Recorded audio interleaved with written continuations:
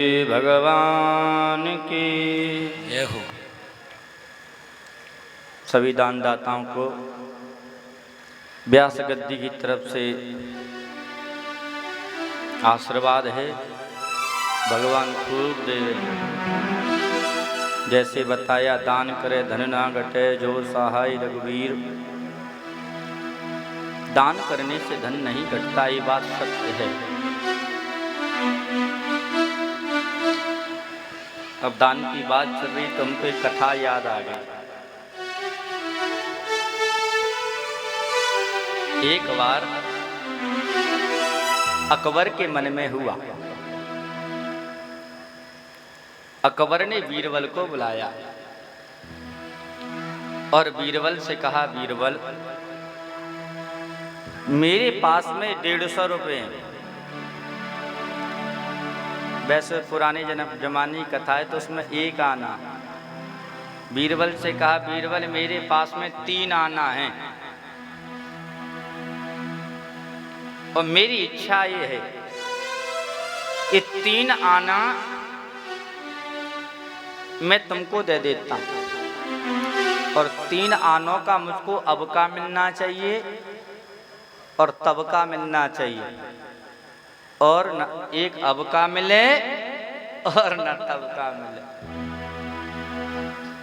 तो बीरबल वहां तो महाराज सरस्वती वास करती थी बीरबल के यहाँ, इसलिए नवरत्नों में रखा गया बीरबल को। तो बीरबल ने कहा, ठीक है महाराज, आप जैसा कहते हैं वैसा ही होगा। और बीरबल ने 3 आने ले लिए और बीरबल 3 आनों को लेकर के घूमने के लिए निकले। और जब घूमने के लिए निकले तो एक मंदिर मिला। तो मंदिर में उनका विचार हुआ, बोले ऐसा करते हैं, एक आने का प्रसाद ले लेते हैं और प्रसाद भगवान को चढ़ा भी देंगे और इसको ले जाकर के राजा को दे देंगे। बोले अब बचे हमारे पास में 2, अब 2 का क्या करें? बोले एक दान पेटी में डाल चले। तो 1 रुपया लिया, एक दान आना लिया और लेकर के दान पेटी में डाल दिया। इतना किया और उसको प्रसाद को लेकर के निकल पड़े। बीरबल ने विचार किया, अब एक आना बचा, इसका मैं क्या करूं? एक तो अबका हो गया, एक तबका हो गया। कि राजा प्रसाद पाएगा तो अबका हो जाएगा, तो जब मर के फिर ऊपर जाएगा तो तबका हो गया है। पर इसका क्या करूं? राजा ने ये भी कहा था ना, एक अबका काम आए ना तबके काम आए। तो आ ही रहा था तो बीच में गड़िकाएं नृत्य कर रही थी। गड़िका नृत्य कर रही थी तो उन्हीं को दे दिया। और गड़िकाओं का पैसा था, न अबके में गिना जाता है और न तबके में। लेकर के बीरबल प्रसाद को अकबर के सामने उपस्थित हुए। बीरबल क्या हुआ? हाँ महाराज, आपने जो आदेश दिया वो पूरा हमने कर दिया। अच्छा पूरा हो गया? बोले हाँ। तो अच्छा ऐसा करो, अबका लाओ, अबका लाओ, वर्तमान का हमको प्रदान करो। तब बीरबल को ने प्रसाद लिया।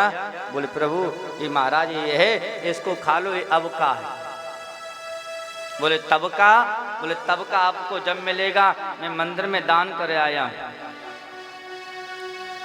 ये आपका नाश नहीं होगा, इस पैसा का नाश नहीं होगा, ये आपको मिलेगा ही मिलेगा। और बोले अबका न तबका? बोले वो मैं बीच में गड़का नृत्य कर रही थी, उनको दे आया। तो वो ना आपको अब मिलने वाला है और ना आपको वो तब मिलने वाला है। कहने का तात्पर्य है, दान करने से धन की शुद्धि होती है। इसलिए हमारे यहाँ लिखा है, तन दे धन को राखिए, तन दे धन को राखिए, धन दे रखिए लाज, और तन मन धन सब दीजिए एक धर्म के कार्य। जहाँ धर्म का कार्य हो रहा हो तो धन से भी सहयोग करना चाहिए, शरीर से भी सहयोग करना चाहिए। बड़ी सुंदर। इधर सभी आए हैं, बालकों ने मैया से शिकायत करी है, मैया कन्हैया ने मिट्टी खाई है। अब तो कहते हैं मैया क्रोधित हो गई, बोले अब तक ये माखन खाता था चुरा चुरा के, अब ये मिट्टी खाने लगा। अगर इसको मैं अब नहीं डांटूंगी तो न जाने क्या क्या करेगा। अगर इसको यहीं रोक दूंगी तो थोड़ा सा थम जाएगा। इसलिए मैया ने डंडा लिया और डंडा सांटी लेकर के खड़ी हुई, लाला तूने मिट्टी खाई? मैया मैंने मिट्टी नहीं खाई। नाहं भक्षितवानम्ब सर्वे मिथ्याभिशंसिना। मैया मैंने मिट्टी नहीं खाई। लाला ये सब कह रहे हैं। मैया ये सब झूठ बोल रहे हैं, ये सब झूठ बोल रहे हैं, ये सब असत्य बोल रहे हैं, मैंने मिट्टी खाई ही नहीं। अच्छा तू सत्य बोल रहा है? हाँ मैया मैं सत्य बोल रहा हूँ। कन्हैया ये तुम्हारे बड़े भाई अग्र भाई बलराम जी कह रहे हैं मैया ये भी झूठ बोल रहे हैं। अगर तुझको विश्वास नहीं है तो ऐसा कर, प्रत्यक्षम तुम प्रमाणम, मैं तेरे सामने हूं, तू मेरा मुख देख ले। अगर मैंने मिट्टी खाई होगी तो मेरे मुख में लगी होगी, कहीं ना कहीं तो मुंह में लगी ही होगी, तो तू मेरे मुख को देख ले। हाँ लाला तू ऐसा कर, तू अपना मुख दिखा दे। और परीक्षित भगवान ने अपने मुख को खोला और यशोदा मैया ने देखा, और देखते यशोदा मैया भयभीत हो गई। मिट्टी तो नजर में नहीं आई, अब तो मैया यशोदा को भगवान के मुख में अग्नित शशि रवि शिव चतुरान अनेक अनेक नदियां बह रही हैं, बड़े से बड़े लंबे चौड़े पहाड़ हैं। अब तो वहां में कुछ देवता घूम रहे हैं, कुछ स्तुति कर रहे हैं, हजारों सूर्य चंद्रमा है। मैया भयभीत हो गई। अब तो मैया सोचने लगी, अब तो इसके ऊपर किसी ने जादू कर दिया, किसी ने इसके ऊपर कुछ कर दिया। भगवान ने विचार किया अगर मैया ज्यादा देर तक देखती रहेगी तो फिर मैया बचेगी नहीं।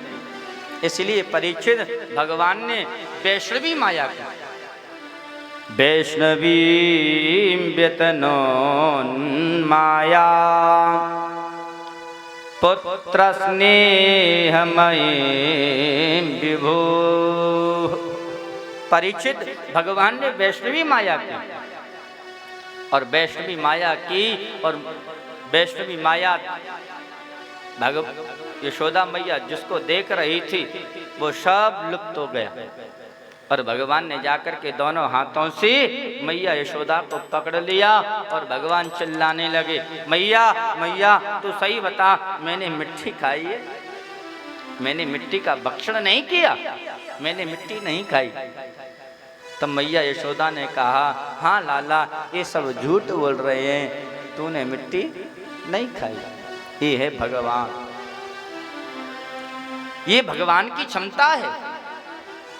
तो भगवान सत्य को असत्य भी कर सकते हैं और असत्य को सत्य भी कर सकते हैं। कर्तुम अकर्तुम अन्यथा कर्तुम समर्थ भगवान। तो भगवान समर्थवान हैं, भगवान कुछ भी कर सकते हैं। भगवान को कोई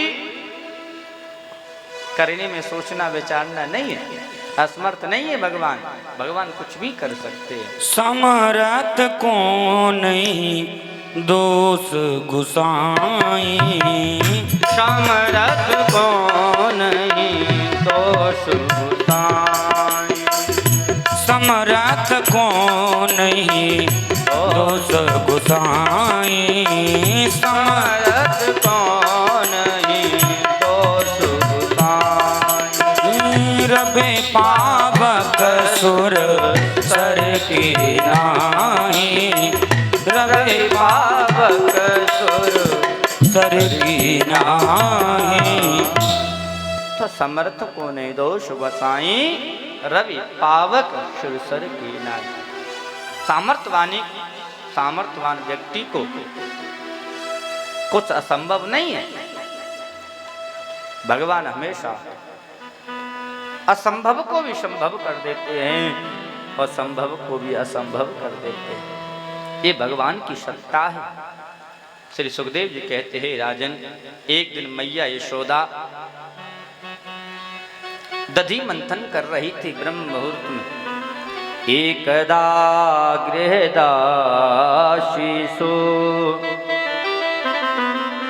यशोदानंद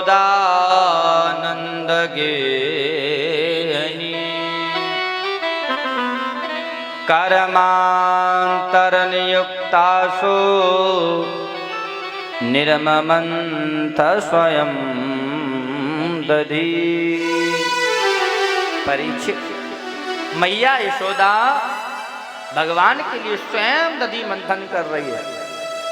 और ऐसा नहीं है कि यशोदा मैया के यहाँ दास दासियां नहीं है, हजारों दास दासियां हैं। उसके बाद में भी यशोदा मैया अपने लाला के लिए स्वयं दधि मंथन करती है। धन्य है मैया यशोदा।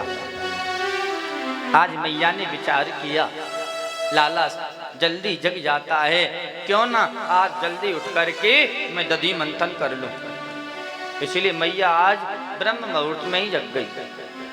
वैसे तो ब्रह्म मुहूर्त में जगी जाती है और थोड़ा सा जल्दी जग गई। भगवान सो रहे थे और मैया आई और मैया ने दधि मंथन करना प्रारंभ कर दिया। मैया दधि मंथन कर रही थी। उसी समय कुछ समय के बाद में भगवान जग करके आ गए। भगवान की निद्रा खुली, भगवान आए और भगवान आई मैया यशोदा के पास और आकर के रही को पकड़ ली। रही को भगवान ने पकड़ लिया।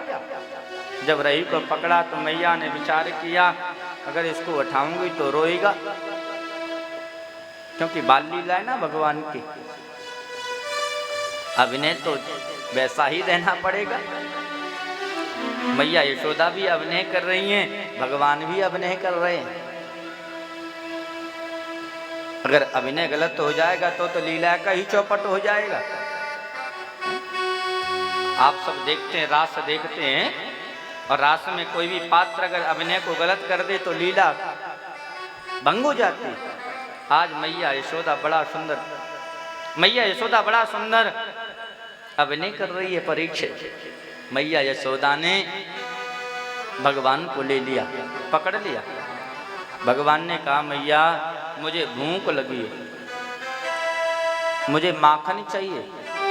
मैया ने कहा, लाला तुझे माखन चाहिए तो थोड़ा ताजा बन जाए तो ताजा माखन तुझे दूंगी, तब तू खाना। नहीं मैया, मुझे तो अभी चाहिए। लाला अभी ताजा माखन नहीं है, बासा माखन है। मैया मुझको तो अभी चाहिए। हट पकड़, और बाल हट के सामने तो कोई फिर चलती नहीं। भगवान हट पकड़ लिए। मैया ने विचार किया, कन्हैया ऐसे नहीं मानेगा। लाला तू ऐसा कर, तुझे भूख लगी है तो दूध पी ले, तुझे मैं स्तनपान करा देती। बोले ठीक है। और मैया ने भगवान को स्तनपान कराना प्रारंभ कर दिया। भगवान स्तनपान कर रहे। परीक्षित, मैया यशोदा से भगवान ने कहा, मैया मैया, हाँ लाला बोल। मैया मैं एक बात पूछूं? तू कहे तो मैं एक बात पूछूं? मैया ने कहा, लाला तू एक गाय को 2 बात पूछ, 10 बात पूछ। तू मेरा लाला, मैं तेरी मैया, एक गाय को तेरी इच्छा हो जितनी बात पूछ। तो मैया ये बता, तू दूध से प्रेम करती है कि पूत से प्रेम करती है? अब मैया तो चक्कर में पड़ गई, कहें तो क्या कहें। तो मैया ने कहा, लाला मैं दूध से प्रेम नहीं करूं, मैं तो पूत से प्रेम करूं। मैं तो तुझसे ज्यादा प्रेम करती, दूध से मैं प्रेम नहीं करती। तो भगवान थोड़े से प्रसन्न हुए। चलो मैया मुझसे प्रेम तो करती है। कहते हैं उधर मैया ने, यशोदा ने भट्टी जला करके दूध को चढ़ाया था। दूध गर्म हो रहा था, तब तक दासी दौड़ते दौड़ते आई। मैया मैया मैया, क्या हो गया? मैया चूल्हे पे जो दूध चढ़ा है वो निकलने वाला है, वो फैलने वाला है। अब तो मैया ने आओ देखा ना ताओ, भगवान गोदी में थे, उठा के पटक दी और दौड़ी मैया यशोदा। जाकर के मैया यशोदा ने दूध को ठीक किया परीक्षित, और उधर काम में लग गई, उधर काम करने लगी। इधर भगवान को क्रोध हो गया। अभी तो मैया कह रही थी मैं दूध से प्रेम नहीं करूं, मैं तो पूत से प्रेम करूं। तो फिर ऐसा क्यों किया, ऐसा क्यों किया?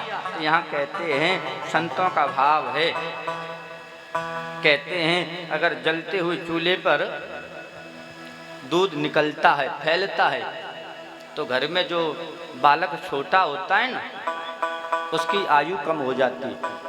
अगर जलती हुई अग्नि में दूध जलता है, फैल करके पात्र से बाहर निकल करके जलता है, तो छोटे बालक की आयु कम हो जाती है। तो मैया ने विचार किया छोटा तो यही है, अगर दूध निकल गया तो उसकी आयु कम हो जाएगी। इसलिए मैया ने भगवान को फेंका, दूध को ठीक किया। परीक्षित मैया काम में लग गई। इधर भगवान को बहुत क्रोध आया और भगवान ने एक पाषाण लिया, एक पत्थर उठाया, उठा करके क्रोध में भगवान ने उस मटकी के ऊपर पटक दिया। कहती थी ना कि मैं ज्यादा तुझसे प्रेम करती हूँ, इससे करती, अब देखता हूँ मैं, पटक दिया। परीक्षित अब तो मटका फूट गया, दधी सब फैल गया, मट्ठा फैल रहा है, माखन ऊपर ऊपर तैरा रहा है। अब तो भगवान को भी डर लगा। भगवान समझ गए आज मैया ना मानेगी, आज तो मैया मारेगी, क्योंकि आज हमने बहुत बड़ी गलती कर दी। आज मैया छोड़ेगी नहीं, आज मैया हमको मारेगी। परीक्षित भगवान दौड़ करके गए अपने बचाव के लिए। माखन जहाँ रखा रहता था भगवान वहाँ पहुँचे। भगवान ने माखन उठाया, भगवान ने कुछ माखन खाया और कुछ अपने गालों से लगा लिया।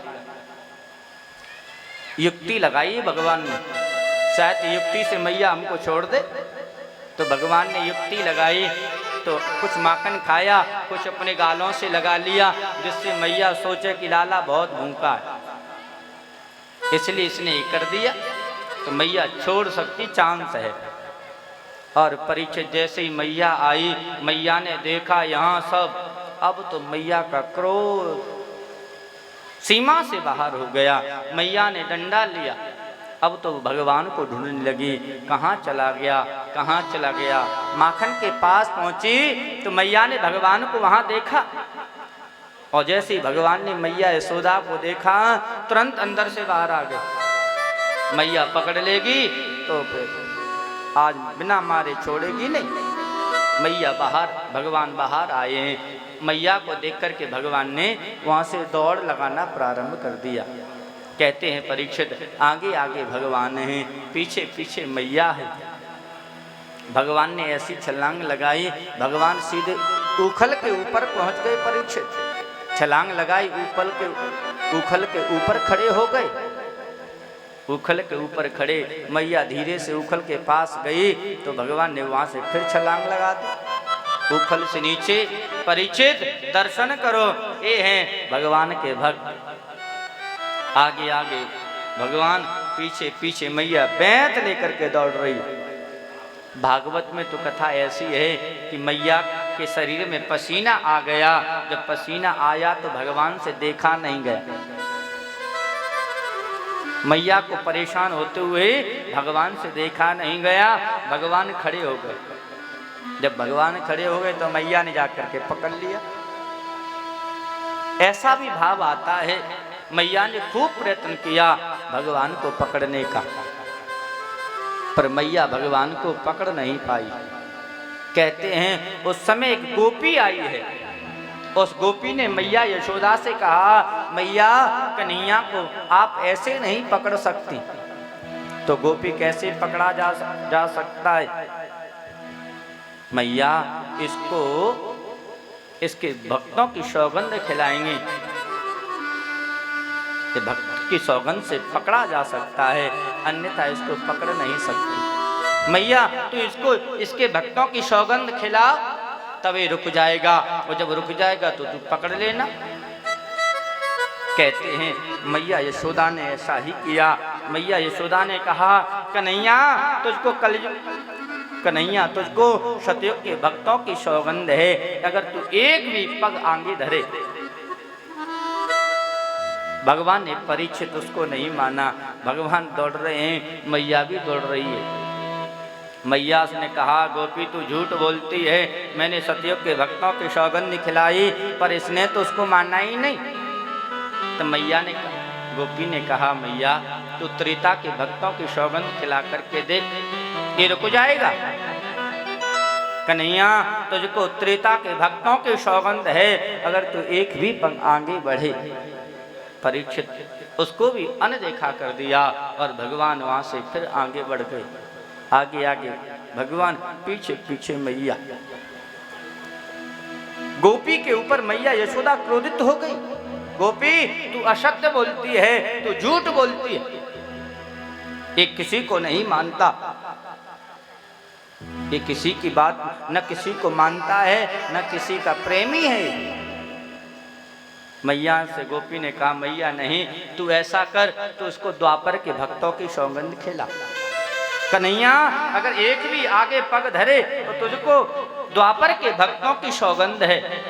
परीक्षित भगवान नहीं रुके, भगवान नहीं रुके। गोपी तू तो बिल्कुल ही असत्य बोलती है, ये किसी भक्त को नहीं मानता।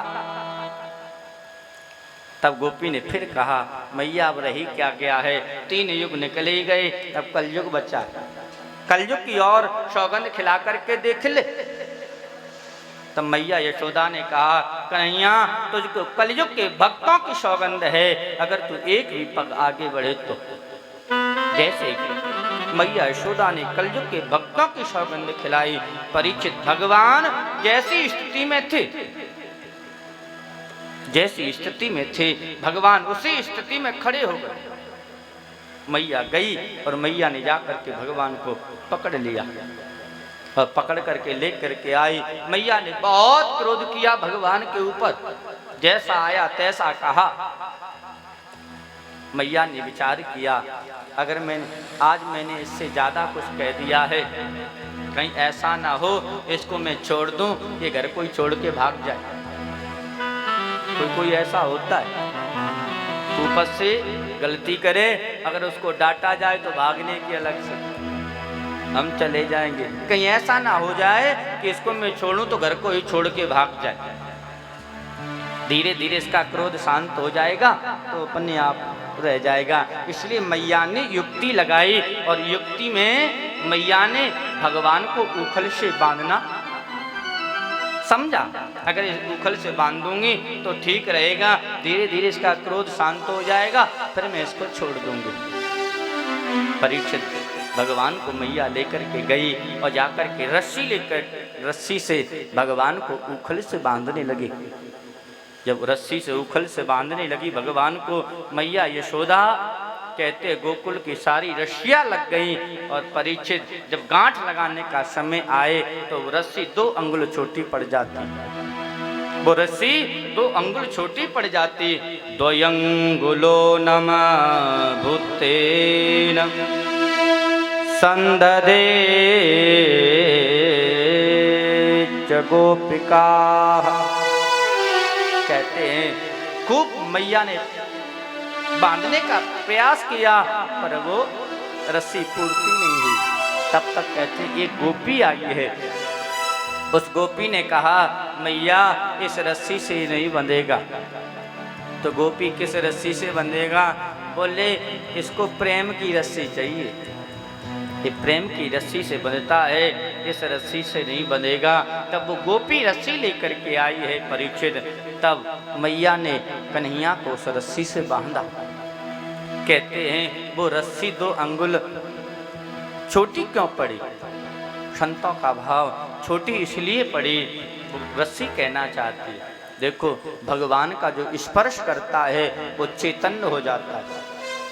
कोई भी भगवान के स्पर्श में आए उसमें स्वाभाविक प्राण आ जाते हैं। और रस्सी का स्पर्श हुआ, वो रस्सी मूर्ति रूप हो गई और मूर्ति रूप होकर के रस्सी ने स्पष्ट शब्दों में कहा, प्रभु कुबेर के बेटा हैं, कुबेर के बेटा हैं जिनका नाम है नलकुबर और मणिगिरी। प्रभु आप उनका उद्धार करें। तो वो दो ही थे, इसलिए वो रस्सी 2 अंगुल छोटी पड़ी, अथवा वो रस्सी 2 अंगुल छोटी इसलिए पड़ी, भगवान बताना चाहते हैं कोई मुझको तमोगुण से नहीं बांध सकता, कोई मुझको रजोगुण से नहीं बांध सकता। अगर कोई मुझको बांध सकता है तो सतोगुण से बांध सकता है। इसलिए वो रस्सी 2 अंगुल छोटी पड़ गई। कहते हैं भगवान उखल से बंधे हैं, मैया दूर गई, काम करने लगी। तभी प्रचार पूरे गोकुल में फैल गया कि आज मैया यशोदा ने भगवान को उखल से बांध दिया, आज मैया ने कन्हैया को उखल से बांध दिया। अब तो गोपियों को रहा नहीं गया, अब तो सारी गोपियां बिलखने लगी, कन्हैया ने ऐसा क्या कर दिया कि मैया यशोदा ने इतना बड़ा दंड दिया है। कहते हैं सभी गोपियां यशोदा मैया के पास आ रही हैं और आकर के मैया यशोदा से कहती हैं, मैया कन्हैया ने ऐसा क्या कर दिया कि तैने इतना कठोर दंड दिया है, कन्हैया को तूने, कृष्ण को तूने उखल से बांध दिया, ऐसा क्या कर दिया कन्हैया ने, ऐसा क्या बिगाड़ दिया। कहते हैं एक गोपी खोलने के लिए जा रही थी, वो रस्सी की गांठ को खोलने के लिए जा रही थी, तो यशोदा मैया ने कहा, गोपी अगर तू कृष्ण को खोलेगी, रस्सी से मुक्त करेगी, तो तुझको दाऊ जी की सौगंध है। जैसी इस दाऊ की सौगंध खिलाई, गोपी जैसी स्थिति में थी परीक्षित वैसे ही वापस आ गई, वैसे ही वापस आ गई। एक गोपी बिलखते हुए कहती है, मैया उखल से दियो बांध, श्याम ने कहा बिगारो री। मैया उखल से दियो बांध, श्याम ने कहा बिगारो री। ओ कहा बिगारो री मेरी मैया, कहा बिगारो री। ओ कहाँ बिगारो री, ओ मैया कहाँ बिगारो री। ओ मैया उगल से दियो बांध, श्याम ने कहाँ बिगारो री। मैया उगल से दियो बांध, श्याम ने कहाँ बिगारो री।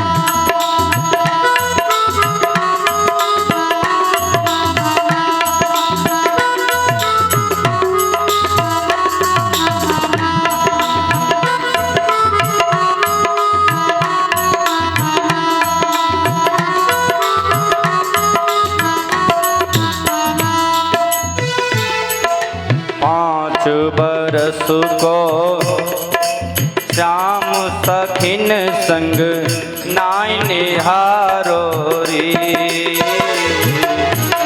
5 बरस को श्याम सकिन संग नाय निहारो री। नहीं करे उत्पात भ्रात मेरो भूरो हारो री। हे मोकुआ बे तरस मात मत या को मारो रे।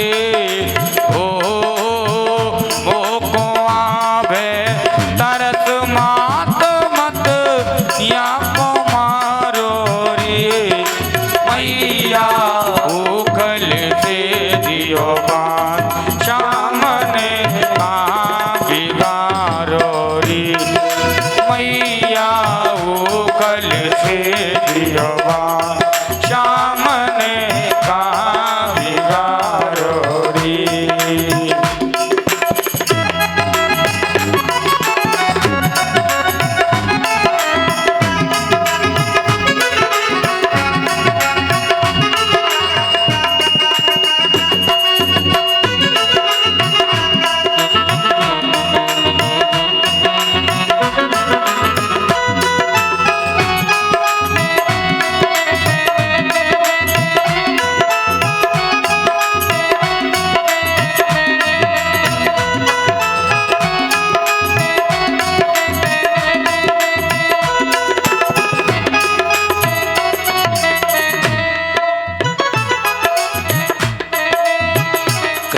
कन्हैया छोटो भैया मीरो बारो री। कृष्ण कन्हैया छोटो भैया मीरो बारो री। कुछ मन में तो तरस भ्रात को मात विचारो री। कुछ मन में तो तरस भ्रात को मात विचारो री। बड़े दुखन से नंद बाबा ने या को पालो रे। हो बड़े दुखन से नंद बाबा ने या को पायो रे। मैया कल से दियो बाण श्याम ने कहाँ बिगाड़ो री। मैया कल से दियो बाण श्याम ने कहाँ बिगाड़ो री। मैया कल से दियो बाण श्याम ने कहाँ बिगाड़ो री। मैया कल से दियो बाण श्याम ने कहाँ बिगाड़ो री। श्याम ने कहाँ बिगाड़ो री। श्याम ने कहाँ बिगाड़ो री। कहते हैं मैया ने सबको सौगंध खिला दी। गोपियां रोते रोते वापस चली गईं। परीक्षित मैया यशोदा काम में लग गई। जैसे ही मैया यशोदा ने भगवान को छोड़ा, भगवान ने अपने हाथों से ऊखल को गिराया और भगवान ने ऊखल को खींचा। वहीं पास में यमलार्जुन के दो वृक्ष खड़े थे। दोनों वृक्षों के बीच में रास्ता था, थोड़ी सी जगह थी निकलने की, और भगवान ने परीक्षित उसी में भगवान प्रवेश किए। उसी छोटे रास्ते में घुस गए परीक्षित और थोड़े से दूर हुए और भगवान ने ऊखल को खींचा। और जैसे ऊखल को खींचा तो वो दोनों यमलार्जुन के वृक्ष धड़ाम से गिर पड़े। जैसे गिरे, दोनों वृक्षों से दो महापुरुषों का प्रादुर्भाव हुआ। दिव्य रूप धरो जात तुलसी दाम मंडित, पीतवासा घन श्यामो मुकुटि कुंडलान्विता। तो दिव्य रूप परीक्षित दोनों ने भगवान को प्रणाम किया और भगवान को प्रणाम करके भगवान से प्रार्थना की, प्रभु वाणी गुणानुकतने श्रवणं कथायां। प्रभु इन हाथों से हम आपकी सेवा करें, नेत्रों के आपके दर्शन करें, हमेशा आपका स्मृति हमको बनी रहे। इस तरह दोनों मणिग्रीव और नलकुबर ने भगवान से मांगा। दोनों भगवत धाम को प्रस्थान किए। यहाँ परीक्षित जी ने प्रश्न किया है, प्रभु ये किसके पुत्र थे? तब सुखदेव जी ने बताया है परीक्षित को, परीक्षित ये कुबेर के बेटा थे। मंदाकिनी नदी के तट पर स्नान कर रहे थे, मंदाकिनी नदी में स्नान कर रहे थे और भगवान शंकर के अनुचर थे। भगवान शंकर के अनुचर थे, इसलिए ज्यादा अहंकार था। क्योंकि एक तो धन इतना था और दूसरा भगवान शंकर के अनुचर, इसलिए इनका अहंकार इतना बढ़ गया, ये अप्सराओं के साथ में मंदाकिनी नदी में विवस्त्र होकर के स्नान कर रहे थे। और उसी समय नारद जी का आगमन हुआ। नारद जी को देख करके अप्सराओं ने तो वस्त्र पहन लिए और इन दुष्टों ने वस्त्र नहीं पहने, तो नारद जी को क्रोध हो गया। मूर्खो, तुम अपने को बड़े पिता की औलाद समझते हो, इसलिए तुम वृक्षों की तरह खड़े हो। मैं श्राप देता हूं, तुम जाओ वृक्ष बन जाओ। जब श्राप दिया तब होश आया, जब ठोकर लगी तब विवेक उदय हुआ। जब विवेक उदय हुआ तो प्रार्थना की, महाराज हमसे गलती हो गई, अब हमारा कैसे कल्याण होगा। तब नारद जी ने कहा, द्वापर में भगवान आएंगे और भगवान उलूखल लीला करेंगे, उखल बंधन लीला करेंगे और उसी में भगवान तुम्हारा कल्याण करेंगे। और परीक्षित भगवान ने उखल बंधन लीला की और भगवान ने आज मणिग्रीव और नलकूबर का उद्धार किया और परीक्षित भगवान का एक नाम पड़ गया। क्या नाम पड़ा? भगवान का नाम पड़ा दामोदर, क्योंकि दाम उदर, दाम कहते रस्सी को, और मैया ने रस्सी से भगवान के उदर को उखल से बांधा, इसलिए भगवान का नाम दामोदर पड़ा। बोले दामोदर भगवान की। श्री सुखदेव जी कहते हैं, राजन सभी गोकुलवासी आज वृंदावन प्रस्थान किए हैं, क्योंकि नंद बाबा ने सबसे कहा, सभा लगा करके सबके सामने बात को रखा। जिस दिन से कृष्ण और बलराम का जन्म हुआ है उस दिन से तो इस गोकुल पर विपत्ति का पहाड़ गिर गया है। उस दिन से तो विपत्ति ने आकर के गोकुल में अपना घर बना लिया है।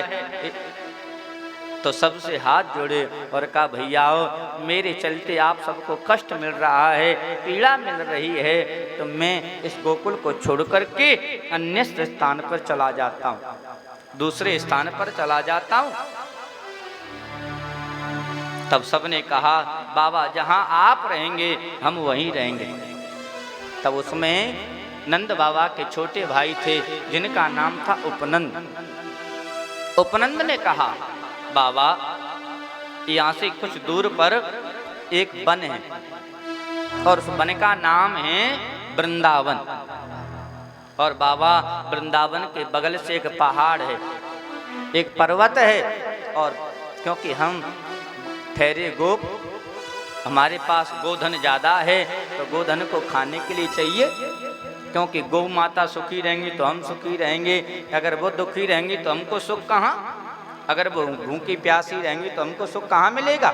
इसलिए बाबा गोधन के लिए वहाँ सबसे अच्छी व्यवस्था है, क्योंकि वहाँ पर्वत है, पर्वत पर खूब घास लगा है, तो गौ माता खूब घास खाएं और खूब जल पिए उसकी तलैटी में। तो नंद बाबा ने स्वीकार कर लिया। वृंदावनम नाम वनम वृंदावनम नाम पशभ्यम नवकाननम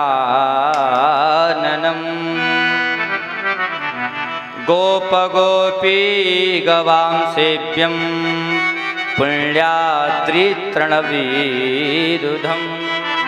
और बाबा सबसे बड़ा चमत्कार तो वहाँ ये है कि वहाँ नया नया घास नित्य निकलता, नया नया घास नित्य निकलता है। कहते हैं सबको लिया है, सब वृंदावन के लिए प्रस्थान किए। वृंदावन में परीक्षित पहुँचे हैं नंद बाबा सबको लेकर के। वृंदावन में गोकुल से सुरक्षित हैं। क्यों गोकुल से सुरक्षित हैं? इसलिए सुरक्षित हैं कि यमुना जी वृंदावन के 3 तरफ है, घूम करके यमुना मैया आई हैं। तो मथुरा के लिए मात्र एक रास्ता है वृंदावन से। तो बाबा ने विचार किया, अब कोई मथुरा से दुष्ट आएगा तो एक ही रास्ते से आएगा, क्योंकि गोकुल में तो कहीं से आ जाते। चारों तरफ से रास्ता थे, अब यहाँ एक तरफ से रास्ता है। अगर कोई आएगा तो आते हुए दिखेगा, इसलिए यहाँ आनंद में है। परीक्षित भगवान ने वत्स पालन किया, बछड़ाओं को चराने के लिए लेकर के गए और भगवान ने वत्सासुर नाम के असुर का उद्धार किया। भगवान ने बकासुर का उद्धार किया। परीक्षित एक दिन भगवान ने अपने सखाओं से कहा, देखो हम प्रातःकाल बछड़े चराने के लिए आते हैं, तो इसलिए जब कल आएंगे तो अपनी अपनी माता से अच्छा अच्छा पकवान बनवा करके लाएंगे। कल जब आएंगे तो आज ही अपनी मैया से जा करके कह दो कि कल के लिए हमको अच्छा पकवान बना करके दे दें। सबने कहा ठीक है। कहते बछड़ा चरा करके पहुँचे, सबने अपनी अपनी माता से कहा, मैया कन्हैया ने ऐसा कहा है, मैया कन्हैया ने ऐसा कहा है। और उसमें मदमंगल थे, मदमंगल जी थे, और मदमंगल जी के घर की स्थिति ठीक नहीं थी। घर की जो स्थिति थी, खाने पीने की जो स्थिति थी, वो बहुत डैमेज थी, बहुत। कहते हैं मदमंगल के पिता का नाम है शांडल्य, इनकी माता का नाम है पूर्णिमा। बेचारी पूर्णिमा तो देखती है बालक नहीं खाते, मदमंगल भोजन नहीं करता, प्रसाद नहीं पाता, उस दिन पूर्णिमा भूखे ही सो जाती है। अब मैं एक पेट के लिए क्या बनाऊं। संजोग ऐसा होता था, कभी कभी मदमंगल भगवान के साथ में ही नंद महल में खा लेते, नंद महल में खा के आते, और जब यहाँ पूछ तो मना कर देते।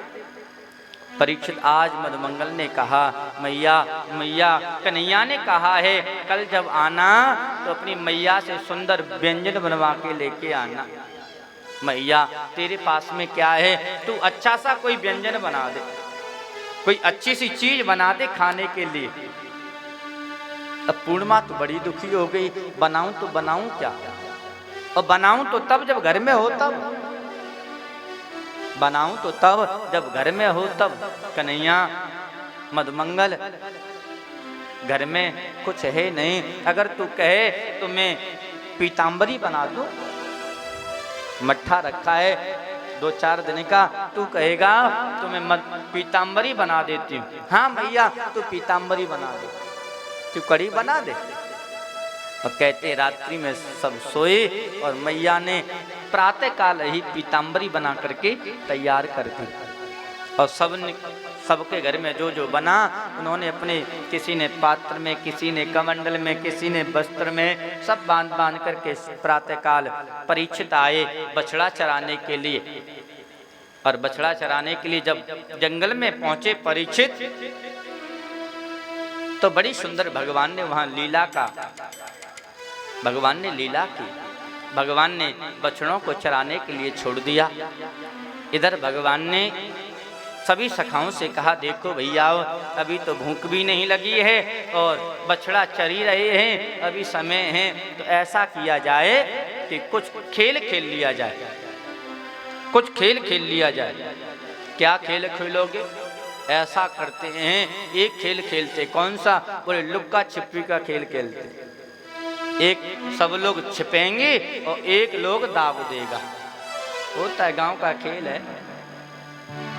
तो बोले सब छिपेंगे, एक व्यक्ति कोई दाव देगा, जिस पे दाव पड़ेगा वो दाव देगा। हाँ ये ठीक है। सब तैयार हो गए। कहते हैं संयोग ऐसा हुआ परीक्षित कि भगवान को दाव पड़ा, भगवान को दाव देना था। और उसी समय पूतना का भाई अघासुर आ गया, और अघासुर ने आकर के परीक्षित उसी क्षेत्र में अपने मुख को, एक होठ को पृथ्वी पे रख दिया, दूसरे होठ को आकाश में लगा दिया। ऐसा लगता है जैसे कहीं से गुफा बन करके आ गई हो। गुफा जैसा सुंदर वेश है। परीक्षित भगवान चिन्ह का स्पर्श करने के लिए गए, तब तक बालक छुपने के स्थान देखने लगे, छुपने का स्थान देखने लगे। कहते दौड़ते दौड़ते सब सखाओं ने इस अघासुर को देखा। बड़ी गुफा लगी रही थी, छुपने की अच्छी जगह दिख रही थी, तो सब दौड़े, अरे भैया देखो देखो देखो, आज तक हमने इसको नहीं देखा, तो सबसे अच्छा स्थान है छुपने का। जब उसके पास में पहुंचे तो देखा, मनसुखा ने कहा भैया ये गुफा तो हमको नहीं लग रही, ये गुफा हमको नहीं लग रही है, ये तो हमको काल लग रहा है, ये तो हमको काल दिख रहा है। तब मनसुखा ने कहा भैया मधुमंगल, ये काल क्या करेगा, हमारे साथ में तो महाकाल है। अरे जन्म लिया पूतना को मार दिया, थोड़ा सा बड़ा हुआ 1 वर्ष का हुआ तृणावर्त को मार दिया, सप्तासुर को मार दिया, अगर ये काल भी होगा तो हमारा क्या करेगा, ये हमारा कुछ नहीं कर सकता। कहते जैसे ही भगवान के सखा अघासुर के मुख में अपना पग धरे, अपना जैसा ही पैर रखा परीक्षित, जब पैर रखा तो उनको सर्प नजर में आया, ये तो लगता है सर्प है, ये कोई भेष धर करके बैठा है। तब तक एक ने कहा देखो ये कोई भेषधारी नहीं है, ये गुफा है, ये देखो ये कितना सुंदर जाने का रास्ता है, एक देखो आने का रास्ता है। आपस में वो बात विवाद कर रहे हैं, एक प्रश्न करता है, दूसरा उसका उत्तर दे देता है। तब तक एक की दृष्टि गई, अरे देखो देखो एक कितनी सुंदर इसमें खुटी है, उसके दांत थे बड़े बड़े, तो कहता है देखो इसकी खुटी कितनी बड़ी बड़ी इसमें लगी है। बोले इसका क्या होगा, बोले इसमें महात्मा भजन करने के लिए जाते होंगे तो उनके पास में जो झोला झंडा होगा तो टांग जाते होंगे, तो खुटी तो सामान टांगने के काम आती हैं। और ऐसा ही हुआ परीक्षित। कहते हैं थोड़ा सा अंदर और गए, जब अंदर गए तो अघासुर ने श्वास ली। अब सांस रोके तो कब तक रोके, सांस ली परीक्षित उसने, और सांस ली तो सांस में दुर्गंध आई, और जब दुर्गंध आई परीक्षित तो सलने का भैया हमको तो शंका है, ये कोई गुफा नहीं है, क्योंकि इसके अंदर से दुर्गंधी की वायु आई है। तब किसी ने कहा सल वास्तव में हम तुमको समझ गए, तुम्हारे कोई बुद्धि नहीं है। क्यों भैया बुद्धि नहीं है, अरे गुफा है तो गुफा में महात्मा आए होंगे और महात्मा ने लगाया होगा अष्टांग योग, चढ़ा दी होंगे अपने प्राण को माथे पर। अब अष्टांग योग उतरा नहीं होगा, इसलिए उनके प्राण ही चले गए होंगे, गुफा में मृत्यु हो गई होगी, इसलिए उनकी दुर्गंध आ रही है। चलो कोई बात नहीं है, हम चलते हैं और चल कर के सफा कर देते हैं। परीक्षित भगवान ने मुड़ कर के देखा तो अघासुर भगवान को नजर में आया। भगवान बड़ी जोर से चिल्ला रहे हैं, अरे भैयाओ इसके अंदर मत जाओ, ये कोई गुफा नहीं है, ये अघासुर है। अब भगवान की कौन सुने, वो तो ये सोच रहे हैं कहीं ऐसा ना हो कि हमको देख ले। भगवान की आवाज का अनदेखा कर दिया परीक्षित। सब अघासुर के उदर में गए। भगवान ने विचार किया जब मेरे सखा ही नहीं रहेंगे तो मैं रह कर के क्या करूँगा, क्योंकि मैं तो लीला करने के लिए आया हूँ और मेरा सब ये मेरे पात्र हैं। अगर मैं पात्र मेरे सखा ही नहीं रहेंगे तो मैं जी कर के क्या करूँगा, मैं भी इनके साथ में अपने प्राणों को छोड़ दूंगा। परीक्षित दौड़ करके भगवान गए, अघासुर के उदर में प्रवेश किए। अघासुर ने अपने मुख को बंद कर दिया और जैसे ही अघासुर ने अपने मुख को बंद किया, भगवान ने अपने स्वरूप को बढ़ा दिया, शरीर को बढ़ाया। जब भगवान ने शरीर बढ़ाया परीक्षित, तो भगवान के शरीर से अघासुर की श्वास बंद हो गई।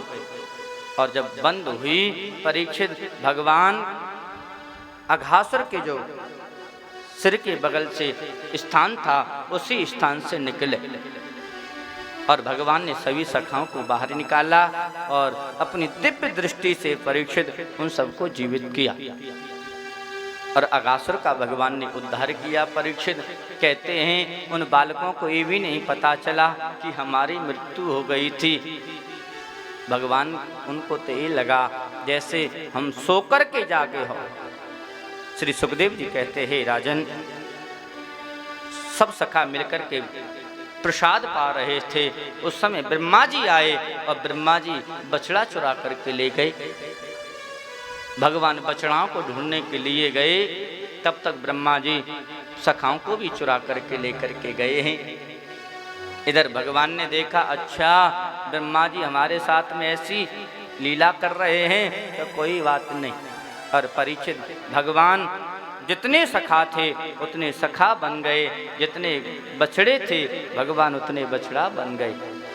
कहते हैं आज वृंदावन वासी भगवान से बड़ा प्रेम करते हैं। अपने अपने बालक को देखती हैं माताएं तो उनके स्तनों में दूध आ जाता है। जिन गौ माताओं ने दूध छोड़ दिया है वो अपने बछड़ों को देखती हैं तो उनके स्तनों में दूध आ जाता है। परीक्षित कई दिन तक चलता रहा क्रम। एक दिन ब्रह्मा के मन में आया चल करके देख तो लूं, चल करके देख तो लूं वो हैं कि नहीं। जब आकर के ब्रह्मा ने देखा तो ब्रह्मा देख रहे हैं भगवान की उंगलियों के बीच में नाना प्रकार के अचार लगे हैं और भगवान उनको चूस रहे हैं। परीक्षित भगवान सखाओं के बीच में बैठे हैं, बछड़ा चर रहे हैं। अब तो ब्रह्मा जी कहीं यहाँ कहीं वहाँ, कहीं यहाँ कहीं वहाँ, यहाँ वहाँ दोई बालक देखा, यहाँ वहाँ दोई बालक देखा। मति भ्रम मोर की आन विशेखा, मति भ्रम मोर की आन विशेखा। अब तो ब्रह्मा कहीं वृंदावन में, कहीं ब्रह्मा ब्रह्मलोक में। जब ध्यान धर के देखा तब ब्रह्मा को समझ में आया, अरे राम राम मैंने तो भगवान से ही द्वेष कर लिया। जब ब्रह्मा जी बछड़ा और गायों, बछड़े और सखाओं को लेकर के आए हैं, भगवान को समर्पित किए और भगवान की बड़ी सुंदर परीक्षित ब्रह्मा जी ने स्तुति करी है। और स्तुति ऐसी करी परीक्षित, ये स्तुति भी ब्रह्मा ने जो की ना परीक्षित, इसमें भी उन्होंने कपट कर दिया। नौमी डते भ्रवपुषे तडिदम्बराय गुंजावतंस परिपेक्षिल सन्मुखाय वन्यस्त्रजे कवल वैत्र विषाण वेणु लक्ष्मश्रिये मृदुपदे पशुपांगजाय। हे प्रभु मैं आपके चरणों में प्रणाम करता हूँ। हे पशुपांगजाय भगवान, हे पशुओं का पालन करने वाले भगवान, मैं आपकी प्रार्थना करता हूँ। तब कहते हैं ब्रह्मा जी ने भगवान की 3 परिक्रमा की। ब्रह्मा जी चले गए पर भगवान ब्रह्मा जी की स्तुति से प्रसन्न नहीं हुए, ब्रह्मा जी को श्राप दे दिया। ब्रह्मा तुमने हमारे साथ में ठीक नहीं किया, तुमने हमको हमारे भक्तों से दूर किया है, इसलिए मैं श्राप देता हूँ, तुम्हारा कलयुग में अवतार होगा और तुमको आंखों से नहीं दिखेगा। श्राप दे दिया। अब तो ब्रह्मा भयभीत हो गए, प्रभु मुझको दिखेगा नहीं, मैं ऐसे ही भटकूंगा, अब मुझको कब दिखेगा। तब भगवान ने कहा ब्रह्मा जब तुम मेरे भक्तों का चरित्र लिखोगे तब तुमको दिखना प्रारंभ हो जाएगा। तब वही कलयुग में ब्रह्मा जी का रूप नाभा जी महाराज के रूप में ब्रह्मा जी आए और नाभा जी महाराज ने भक्तमाल की रचना की और भक्तमाल की रचना करते ही श्री नाभा जी महाराज को दिखने लगा। ये भगवान की कृपा हुई। श्री सुखदेव जी कहते हैं राजन, भगवान ने जाकर के यमुना के किनारे कंदुक का खेल खेला और कालिया नाग को यमुना मैया से सीधा रमणक द्वीप भेजा है और जल तत्व को भगवान ने शुद्ध किया। ब्रज की कन्याएं, वृंदावन की कन्याएं कात्यायनी माता की पूजा करती हैं, ब्रह्म मुहूर्त में जगती हैं, यमुना में स्नान करती हैं और आकर के कात्यायनी माता की पूजा करती हैं भगवान को पति रूप में प्राप्त करने के लिए। कात्यायनी महामाये महायोगिन्यधीश्वरी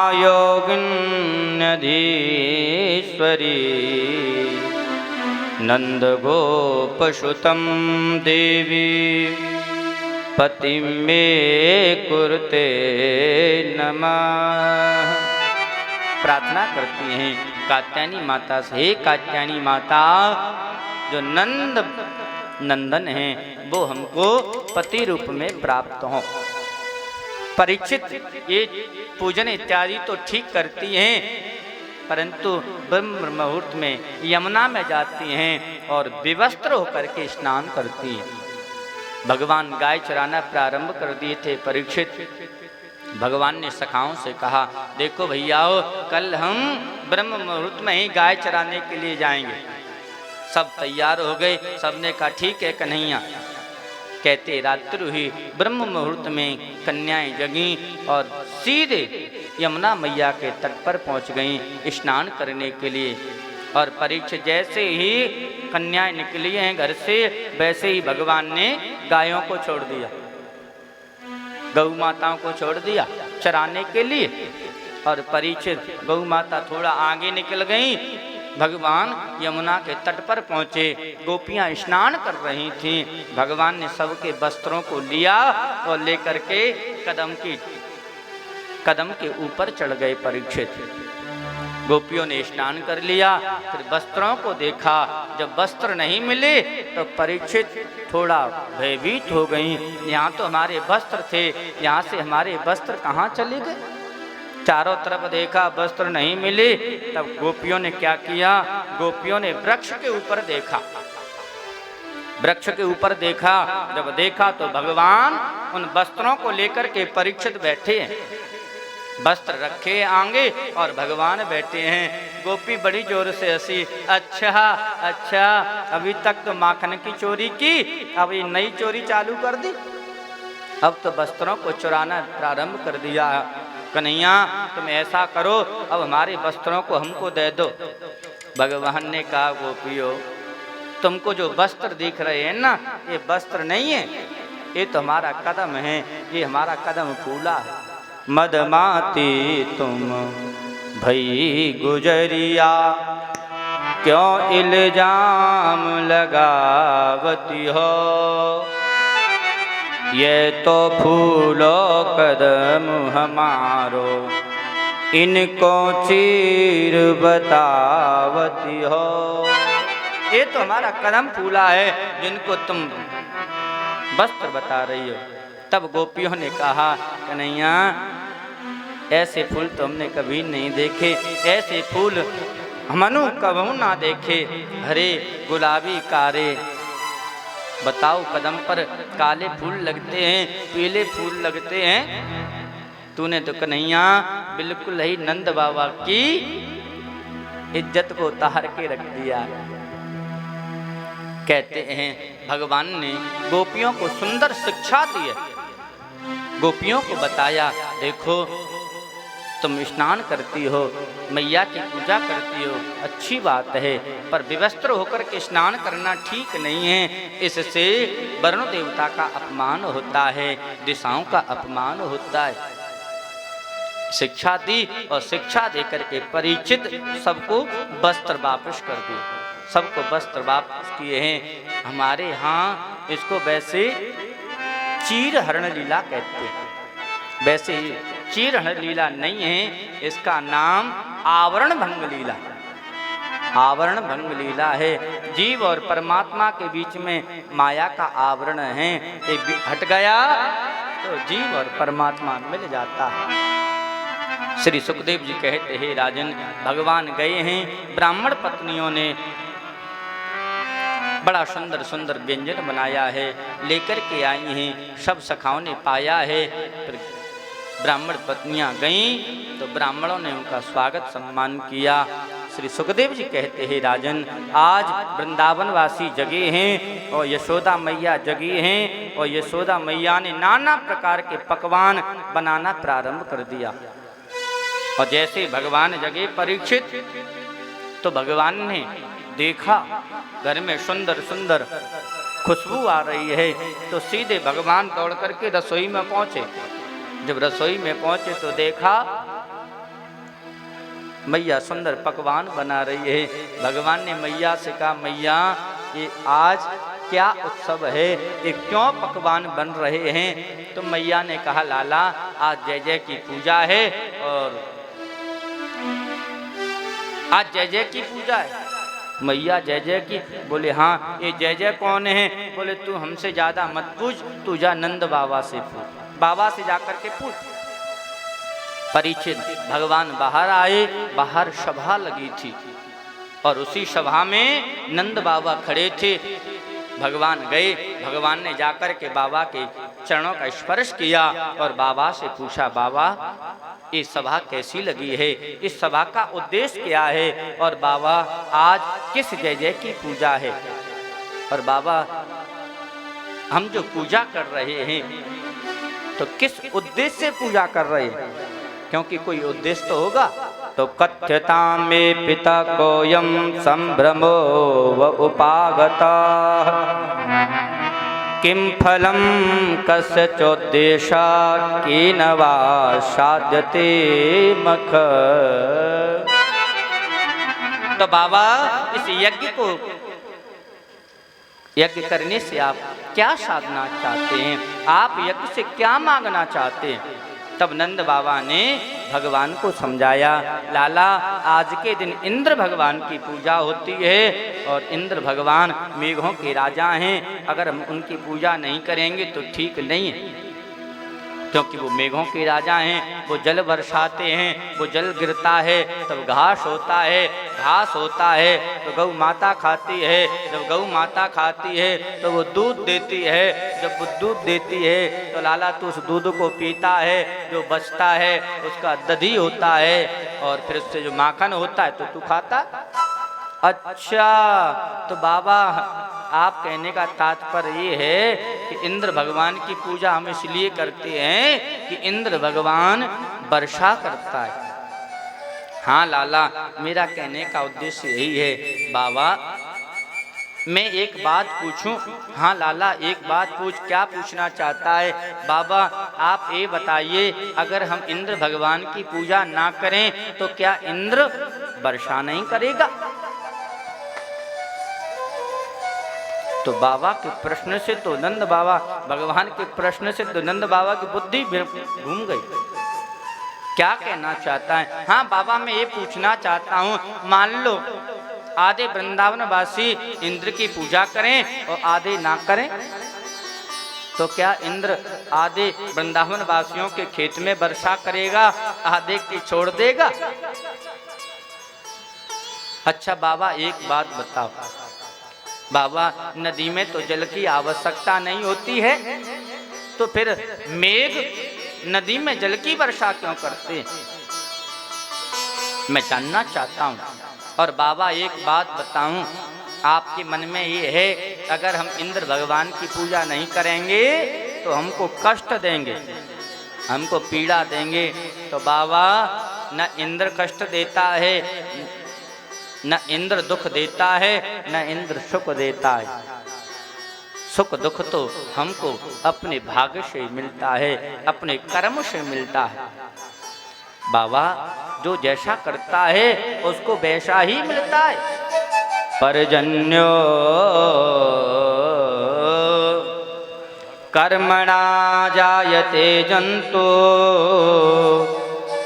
कर्मणैव विलीयते सुखम दुःखम भयं क्षेमं कर्मणैवा विपद्यते। बाबा जो जैसा करता है उसको वैसा ही मिलता है, न कोई किसी को सुख देता है न कोई किसी को दुख देता है। काहुन को दुख सुख कर दाता, काहुन को सुख दुख करि दाता। निज कृत कर्म भोग सब भ्राता। निज कृत कर्म भोगी सब भ्राता। कर्म प्रधान विश्व करि राखा। कर्म प्रधान विश्व करि राखा। जो जस करई तो तत फल चाखा। जो जस करहि सो तस फल चाखा। तो बाबा काऊ न को सुख दुख कर दाता। निज कृत कर्म भोग सब दाता। जो जैसा करता है बाबा उसको वैसा मिलता है। बोया पेड़ बबूर का तो आम कहाँ से, वो तो आम के लिए आम का ही वृक्ष लगाना पड़ेगा, बबूर से आम नहीं मिल सकते।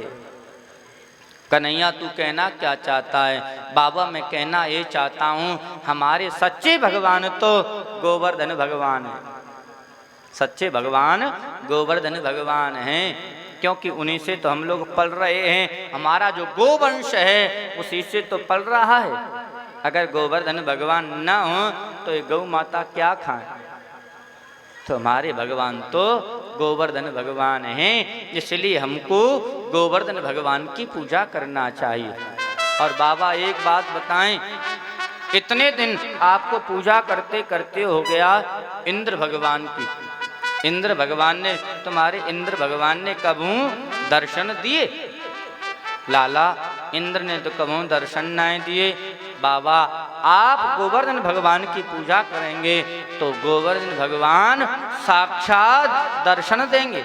अच्छा कन्हैया तो ये बता तेरे गोवर्धन भगवान की पूजा में लगता क्या है? क्योंकि हमने कभी किया नहीं बाबा, पूजा में कुछ नहीं लगता है। बस हमारे जो भगवान है ना गोवर्धन भगवान, खाते हैं थोड़ा सा। पूजा में तो जो इनकी में लगता है वही लगता है, परंतु थोड़ा खुराक उनकी ज्यादा है। अच्छा कहते हैं वृंदावन वासियों ने नाना प्रकार के व्यंजन बनाए हैं। पूड़ी तिया, पूड़ी कचौड़ी, खीर, पुआ इत्यादि नाना प्रकार के व्यंजन बनाए हैं परीक्षित। और बना करके सबने बांध करके सकट में रखा और सभी वृंदावनवासी गोवर्धन भगवान की तरफ निकल पड़े। परीक्षित वृंदावनवासी गोवर्धन भगवान की तलहटी में पहुँचे और जब वहाँ पहुँचे परीक्षित तो नंद बाबा ने भगवान से पूछा, कन्हैया इस भगवान की तो हमने कभी पूजा की नहीं है, अब तुम बताओ तुम्हारे गोवर्धन भगवान की कैसे पूजा हो? तुम जैसा बताओगे हम वैसा ही करेंगे। हम तो इंद्र भगवान की पूजा करते थे तो हमको कोई दिक्कत नहीं थी, तुम जैसा बताओगे वैसा ही हम कर देंगे।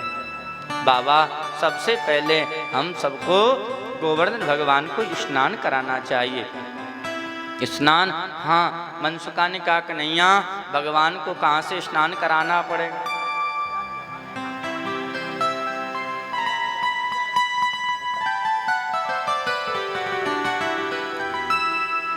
तो कन्हैया ये गोवर्धन भगवान का स्नान कहाँ से कराना पड़ेगा? बोले भैया मनसुका यमुना जी से जल लाना पड़ेगा। कन्हैया इतना जल कहाँ से आएगा कि तेरा गोवर्धन भगवान स्नान कर ले? बोले पहले स्नान तो कराओ कि पहले से ही? तब कहते हैं सब घड़ा ले करके गए हैं, यमुना मैया से भर करके लाते हैं और गोवर्धन भगवान को चढ़ा देते, स्नान कराने के लिए चढ़ा देते। फिर जाते लौट करके आते तो गोवर्धन भगवान सूखे मिलते। मनसुका ने कन्हैया ये तेरा भगवान ठीक नहीं है। क्यों? ये भगवान तो हमको काले लगता, इसका स्नान पूरा नहीं होगा और जब तक हम यमलोक चले जाएंगे। भगवान समझ गए। अच्छा अब समझ में तो परेशान हो गए। हाँ कन्हैया, बोले तो ठीक है ऐसा करो सब आंखें बंद कर लो।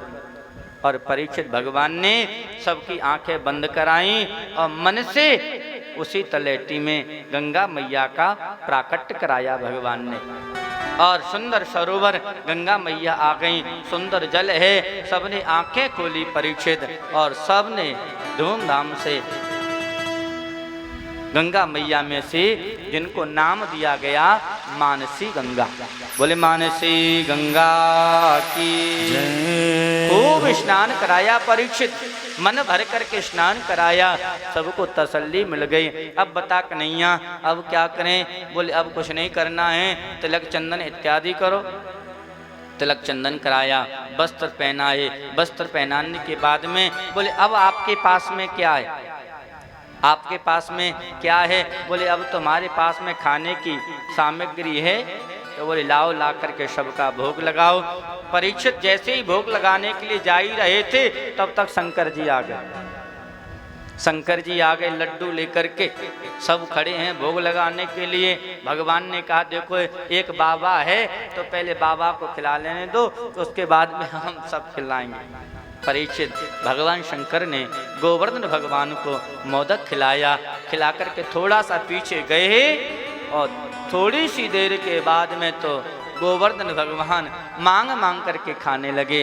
लाओ ब्रजवासियों भोग, लाओ ब्रजवासियों भोग। परीक्षित सब ब्रजवासी ढकूला के ढकूला डाल रहे, उठाते भरते डाल देते। मनसुखा ने कहा कन्हैया ये तेरा भगवान तो बहुत दिनों को भूखो है, तेरा भगवान तो बहुत दिन का भूखा है भैया, ये तो ऐसा लगता है कुछ छोड़ेगा नहीं। तो भगवान ने समझाया मनसुखा चिंता मत करो, भगवान है, भगवान तुमको फिर जितना खाएंगे उतना ही तो देंगे, उससे दूना देंगे, तुम चिंता मत करो। और परीक्षित खूब महाराज भगवान को खिलाया और भगवान प्रकट हो गए। जब भगवान प्रकट हुए वृंदावन वासियों ने प्रणाम किया, मैया यशोदा को शंका हो गई। शंका क्या हुई? शंका ये हुई कि गोवर्धन भगवान का जो रूप था वो भगवान से मिलता जुलता था। भगवान ही तो जाकर के वहां खड़े हो गई दूसरे रूप से।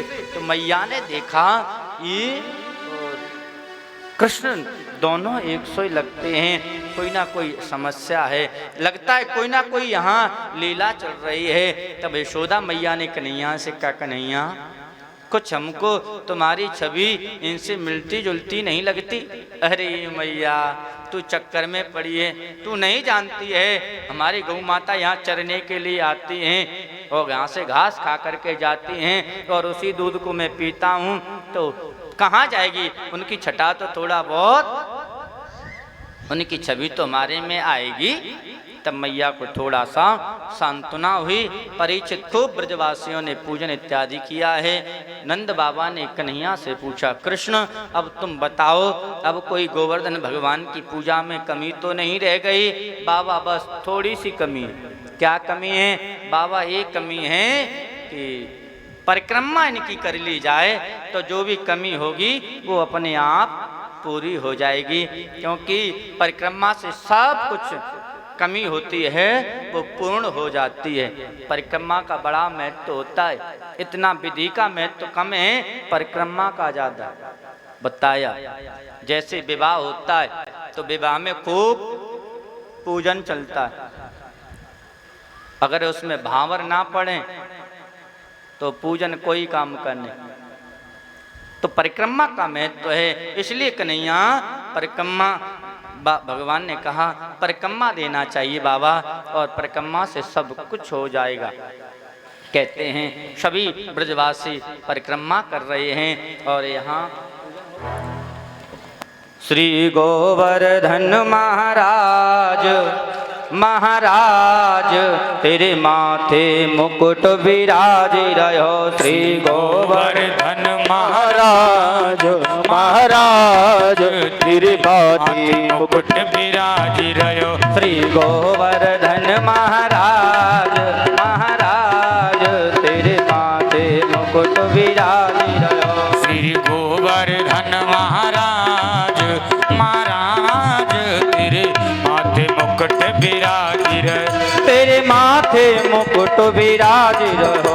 तेरे माथे मुकुट विराज रहो। तेरे माथे मुकुट विराज रहो। तेरे माथे मुकुट विराज रहो। तेरे माथे मुकुट विराज रहो। श्री गोवर्धन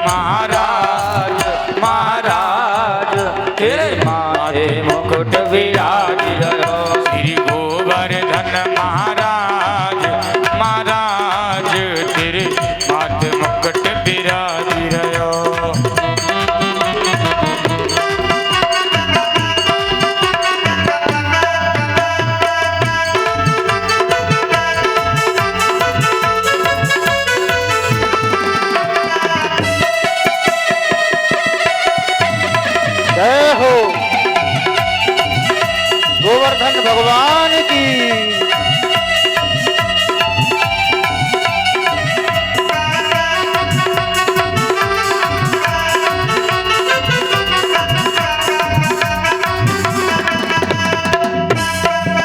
तुप पान चढ़े तुप फूल चढ़े तुप पान चढ़े तुप फूल चढ़े तुप पान चढ़े तुप फूल चढ़े तुप पान चढ़े तुप फूल चढ़े तुप पान चढ़े तुप फूल चढ़े तुप पान चढ़े तुप फूल चढ़े और चढ़े दूध की धार ओ धार तेरे माथे मुकुट विराज रहे श्री गोवर्धन महाराज महाराज तेरे माथे मुकुट विराज रहो।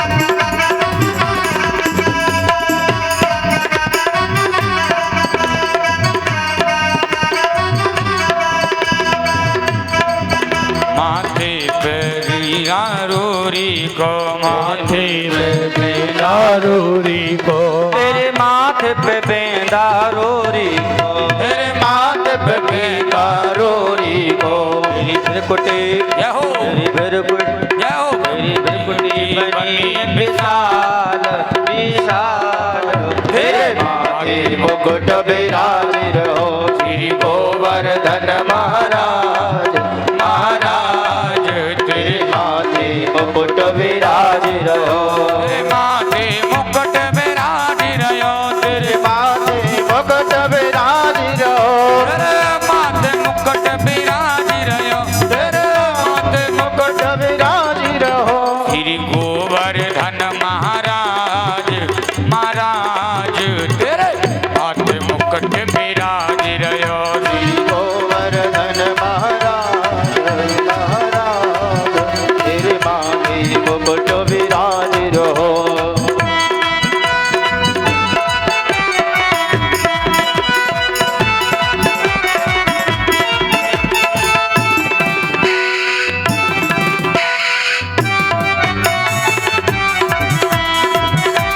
गोवर्धन भगवान की जय हो।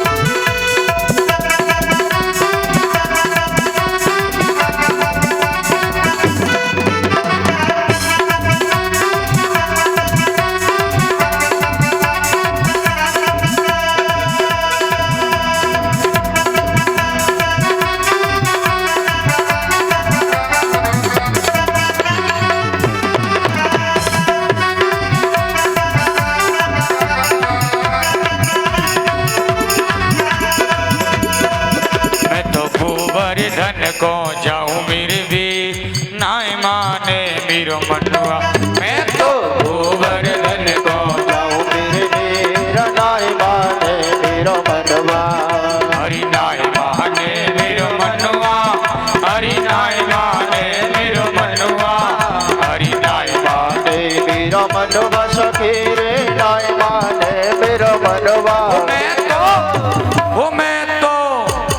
मैं तो गोवर्धन को जाऊं मेरे नाय माने मेरो मनुआ मैं तो गोवर्धन को जाऊं मेरे मेरा नाय माने मेरो मनवा।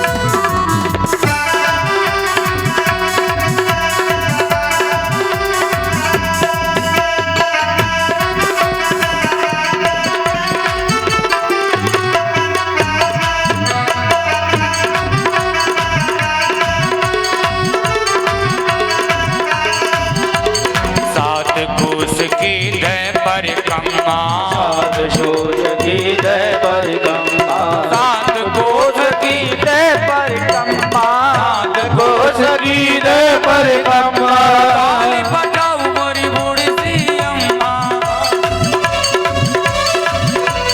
सात कोस की दे परिक्रमा, सात कोस की दे परिक्रमा, मानस मैं तो मानसी गंगा नहाऊं मेरे वीर, नाय माने मेरो मनुआ, मैं तो गोवर्धन को जाऊं मेरे वीर, नाय माने मेरो मनुआ, गोवर्धन को जाऊं मेरे वीर, नाय माने मेरो मनुआ।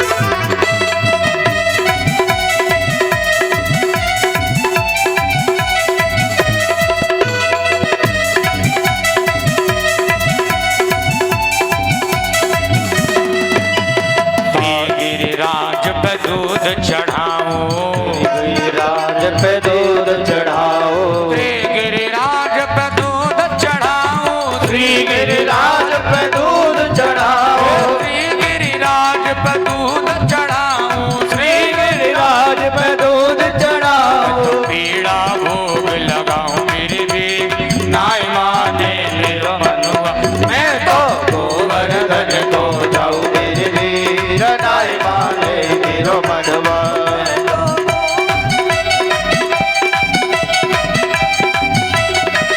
प्यारे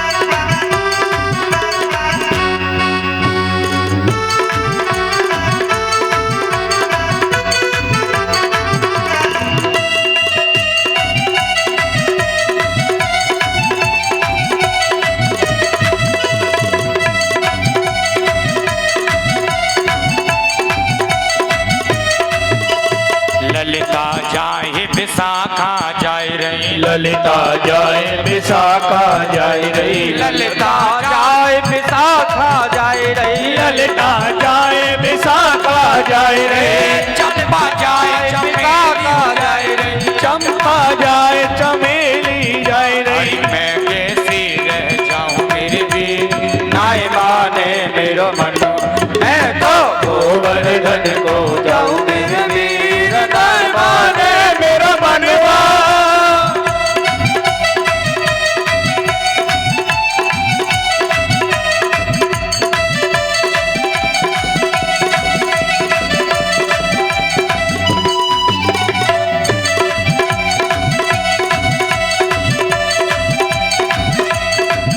मैं तो गोवर्धन को जाऊं मेरे वीर, नाय माने मेरो मनवा, मैं तो गोवर्धन को जाऊं मेरे वीर, नाय माने मेरो मनवा, मैं तो गोवर्धन को जाऊं मेरे वीर, नाय माने। अर्पण करके तन मन धन, चलो चले सब गोवर्धन, अर्पण करके तन मन धन, चलो रे चलो श्री गोवर्धन।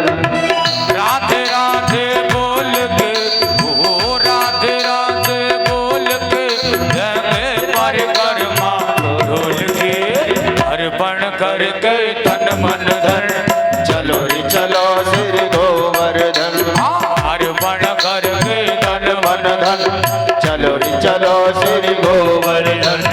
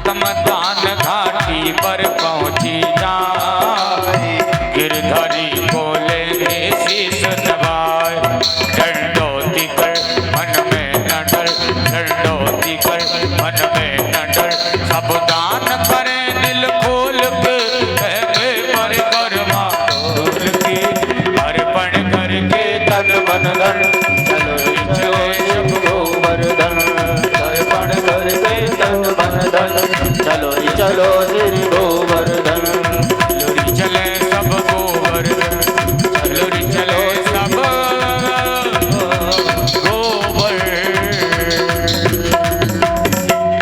बोले गोवर्धन भगवान की जय। आज की वाणी को यही विराम, आगे की कथा उत्तर प्रसंग में सुनेंगे और आरती और कीर्तन। श्रीमन नारायण नारायण नारायण श्रीमन नारायण नारायण नारायण लक्ष्मी नारायण नारायण नारायण लक्ष्मी नारायण नारायण नारायण श्रीमन नारायण नारायण नारायण श्रीमन नारायण नारायण नारायण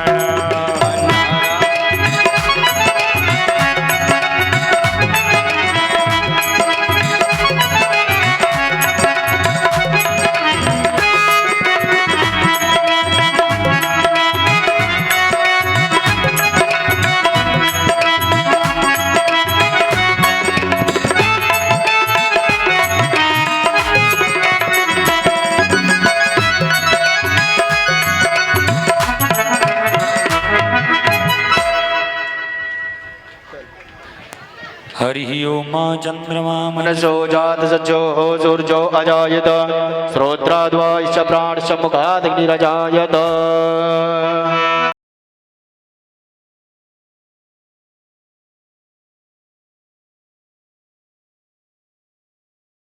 गाँव बांके बिहारी तेरी आरती गाओ आरती गाओ प्यारे आपको रिझाओ आरती गाऊं प्यारे आपको रिझाओ आरती गाओ प्यारे आपको मनाओ आरती गाऊं प्यारे आपको मनाओ हे बनवारी तेरी आरती गाओ हे गिरधर तेरी आरती गाऊं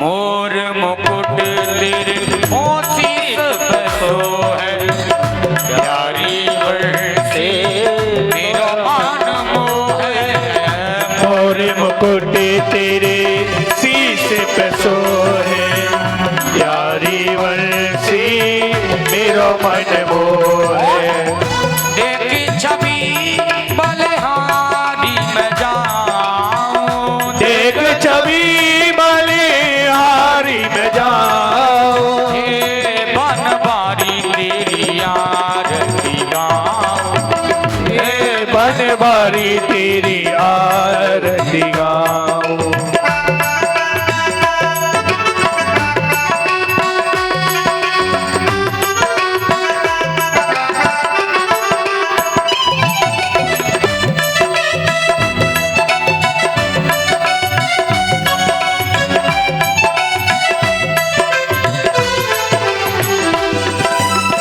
चरणों से निकली ओए गंगा प्यारी जिसने सारी दुनिया तारी चरणों से निकली गंगा प्यारी जिसने सारी दुनिया तारी उन चरणों के मैं दर्शन पाऊं उन चरणों के मैं दर्शन पाऊं बांके बिहारी तेरी आरती गाऊं हे गिरधर तेरी आरती गाऊं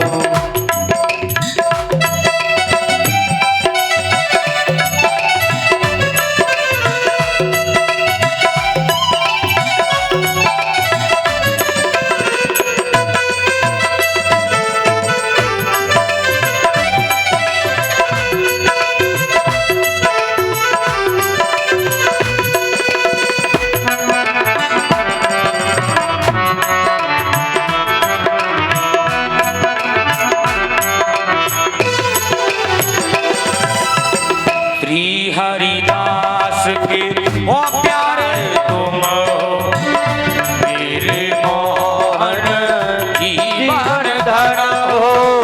श्री हरिदास के प्यारे तुम हो, मेरे मोहन जीवन धन हो। प्यारी छवि तेरी मन में बसाऊं, प्यारी छवि तेरी मन में बसाओ। हे बनवारी तेरी आरती गाऊं, हे बनवारी तेरी आरती गाओ। अवध बिहारी तेरी आरती गाऊं। अवध बिहारी तेरी आरती गाओ।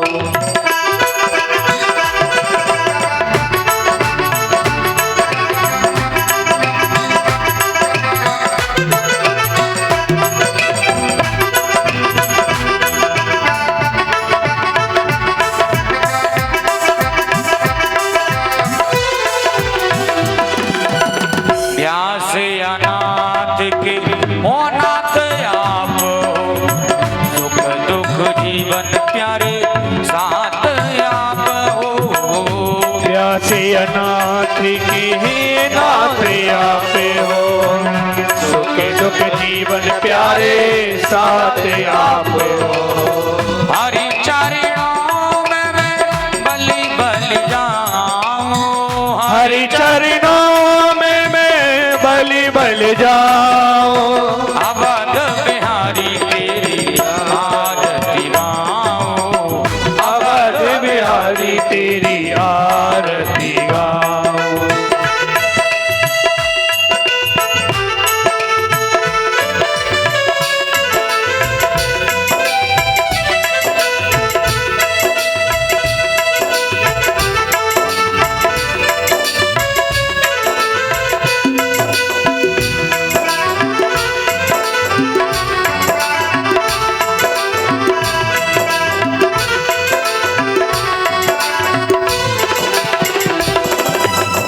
संग सो है वृष ओ भान दुलारी, ललिता विशाखा सब सखियां प्यारी।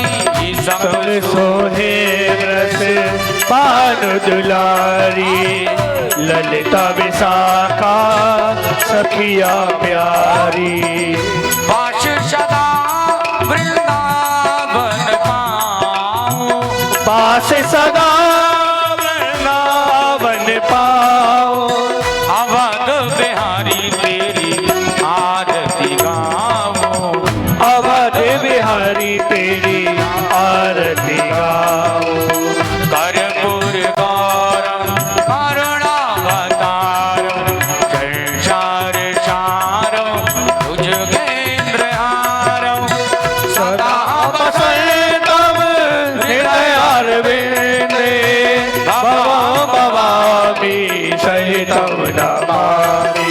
त्वमेव माता च पिता त्वमेव, त्वमेव बन्धु च सखा त्वमेव, त्वमेव वेद्याधरणं त्वमेव, त्वमेव सर्वं मम देव देव। हे बनवारी तेरी आरती गाऊं। हे बनवारी तेरी आरती गाओ। आरती गाऊं प्यारे तुम गोरे जाऊं, आरती गाओ प्यारे तुम गोरी जाओ। तुम गोरे जाओ प्यारे आपको मनाओ। तुम गोरी जाओ प्यारे आपको मनाओ। हे बनवारी तेरी आरती गाऊं, हे बनवारी तेरी आरती गाओ। तेरी आरती गाऊं, तेरी आरती गाओ। तेरी आरती गाऊं।